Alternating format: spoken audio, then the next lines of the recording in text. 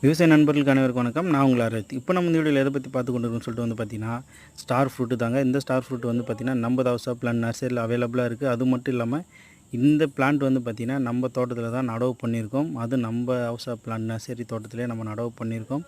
இதில் பார்த்தீங்கன்னா, எந்த அளவுக்கு கொத்து கொத்தாக பார்த்தீங்கன்னா, பூக்கள் வச்சுருக்குன்னு சொல்லிட்டு நீங்களே பார்க்கலாம். 1, 2 இல்லை, ஒரு கிளைக்கு எந்த அளவுக்கு கொத்து கொத்தாக பூ வச்சுருக்குன்னு சொல்லிட்டு நீங்களே பார்க்கலாம்.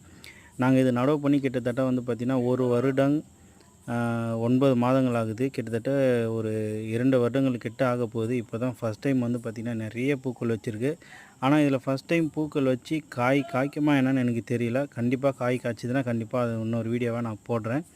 ஏன்னா இந்த வெயில் காலங்களில் பார்த்திங்கன்னா பூக்கள் கொட்டுறதுக்கான வாய்ப்புகள் நிறையா இருக்குது. அதுவும் முதல் முறையாக பூ விடும்போது கண்டிப்பாக பூக்கள் எல்லாமே கொட்டிடும். ஏதாச்சும் 1, 2 மட்டும் தான் நிற்கும். இது போன்ற உங்களுக்கு செடிகள் வேணும் என்றால் நம்ம தவசா பிளான்ட் நர்சரியை தொடர்பு கொள்ளுங்கள். நீங்கள் மாடி தோட்டத்திலையும் வைக்கலாம், தரையிலையும் வைக்கலாம்.